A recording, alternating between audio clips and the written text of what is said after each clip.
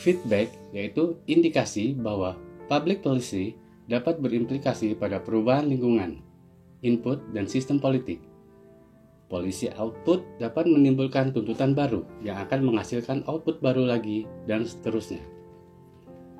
Kelemahan political system theory approach terlalu umum dan abstrak, tidak menyebut bagaimana prosedur dan proses pembuatan keputusan dan kebijakan di dalam black box. Hanya menggambarkan bagaimana pemerintah memberikan respon atas tuntutan dan hasil-hasilnya. Kegunaannya: 1. Mengetahui proses formulasi kebijakan. 2. Mengetahui bagaimana tuntutan dari lingkungan mempengaruhi isi dan implementasi kebijakan publik. Bagaimana kebijakan mempengaruhi lingkungan dan tuntutan selanjutnya. Seberapa efektif sistem politik merespon tuntutan dan mengubahnya menjadi kebijakan publik. Contoh kebijakan politik adalah pembentukan kabinet, pelaksanaan pemilu, penyederhanaan partai politik, dan lain-lain.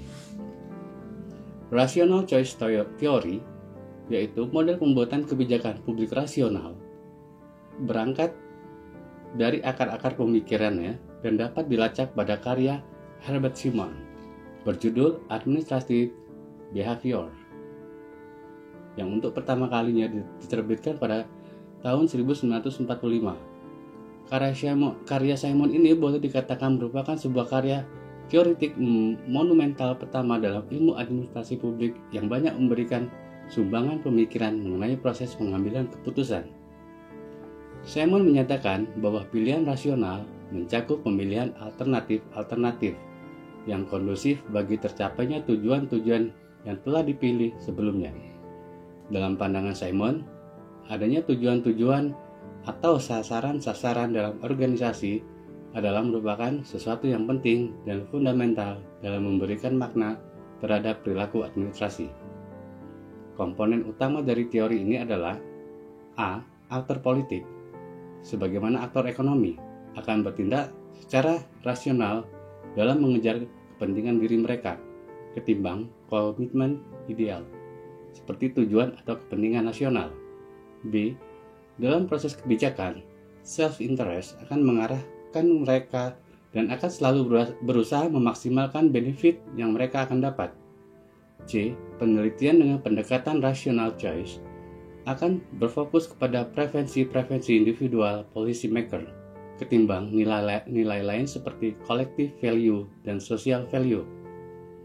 Contohnya, di saat harga-harga sembako melambung tinggi, maka pemerintah melakukan kebijakan operasi pasar.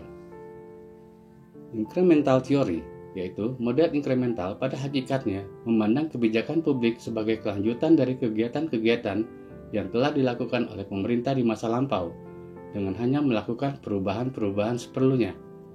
Model incremental oleh para penganutnya, Limbaugh, Eastman, dan Braybrook, sering disebut-sebut sebagai lebih mencerminkan keadaan yang sebenarnya dalam proses pembuatan kebijakan publik bila dibandingkan dengan model rasional komprehensif. Ciri-ciri utama yang melekat dalam proses pembuatan kebijakan yang sebenarnya, menurut pengamatan Limbaugh, mempunyai logika internalnya sendiri. Contohnya, menaikkan gaji presiden, menteri, dan para pejabat negara. Mixed signing theory adalah teori gabungan dari teori rasional dan incremental. Seorang ahli sosiolog, Amitai Etiomi, yang mempelajari kedua teori tersebut mencetuskan suatu teori kebijakan hibrida yang merupakan gabungan atau campuran unsur-unsur kelebihan dari kedua teori itu. Menurutnya, kelebihan dari mixed scanning adalah setiap elemen pada masing-masing jenis keputusan cenderung saling menciptakan keseimbangan terhadap masing-masing kekurangannya. Contohnya adalah kebijakan wajib belajar 12 tahun. Kelemahan teori ini adalah, pada praktiknya, keputusan-keputusan cenderung dibuat dengan basis informasi yang tidak lengkap dan tingkat pemahaman yang rendah atas berbagai permasalahan yang terjadi. Hal ini menghambat para pembuat keputusan untuk membuat rangkaian tindakan kebijakan yang berani dan inovatif. Oleh karena itu, pembuatan kebijakan merupakan sebuah proses yang berkelanjutan dan eksploratif. Ketiadaan capaian dan tujuan yang pasti, para pembuat kebijakan cenderung bertindak dalam pola atau kerangka yang sudah ada. Penyesuaian posisi mereka berdasarkan feedback berupa informasi tentang dampak dari keputusan terdahulu.